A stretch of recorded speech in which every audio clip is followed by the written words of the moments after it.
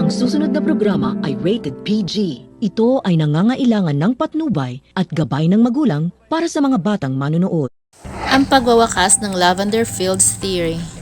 Hindi nga papayag si Tyrone na mapahamak ang kanyang mag-ina sa mga kamay ni Iris at Vito. Pero paano mapoprotektahan ni Tyrone si Jasmine sa mga kamay ni Iris? Ganong nagbubuyo ang galit nito sa itinuring niyang kaibigan.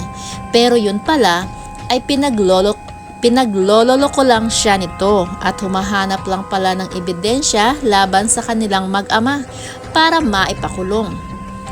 At sa dahil naman sa tulong ni Tyrone ay makukulong ang mag-ama kasama si Heather na tumutulong din sa iligal na negosyo. At siya rin ay mananagot sa aksidente na pagkamatay ni Marigold dahil sa pagtakas niya sa kanyang kasalanan. Or posibleng ang magkapatid lang yan sa ama na si Iris at Heather ang makukulong dahil si Vito ay hindi magpapahuli ng buhay. Bukod kay Tyrone, sino pa kaya ang pwedeng tumistigo laban sa mga Benavides?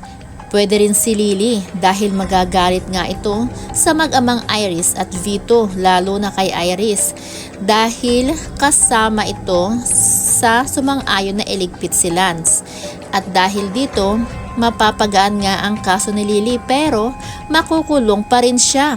Yan, di ba? At dito na nga ay papasok na mapapapunta kay Jasmine ang pangangalaga kay Camila.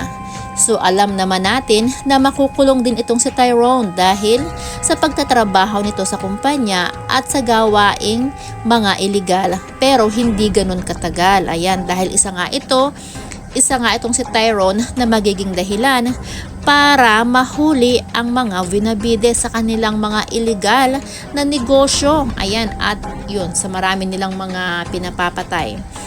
At dahil hindi naman totoo ang kasal ni Iris at Tyrone, so dito makakabuo ng pamilya si Jasmine. Kasi nga, syempre, mabilis na makakalaya itong si Tyrone. At yan, dahil nga sa pagtulong nito na 'di ba maipakulo ang mga Benavides. So ito na yung chance nila, yan, para makasal, 'di ba, makakasal itong si Tyrone at si Jasmine, yan, at makakasama nila si Camila. At sa panahon na yon ay malalaman na rin nga ni Lily at Camila ang totoo na ang tunay na mga magulang ni Camila ay walang iba kung hindi si Jasmine at Tyrone. 'Di ba? At hindi natin ma-imagine na napakasakit nito para kay Lily. At syempre, dito naman tayo kay Agent Sandro. Ayan. So, si Agent Sandro nga, 'di ba, mahal niya itong si Jasmine. At dito nga niya nakikita ang kanyang pumanaw na asawa. Pero, syempre, hindi naman sila magkakatuluyan kasi may posibilidad din na 'di ba, may babaril dito kay Jasmine at isasangga nito ni Agent Sandro ang kanyang katawan at dito siya, 'di ba, mababawian ng buhay. Dito siya mapapahamak sa pagtatanggol niya pa rin dito kay Jasmine. So yan guys ang ating theory sa pagwawakas nitong Lavender Fields. Siguro matagal-tagal pa rin siguro itong mamamayagpag kasi maraming may gusto yan dito sa ating inaabangan na ito. At syempre, don't forget to like and subscribe guys dahil marami pa tayong mga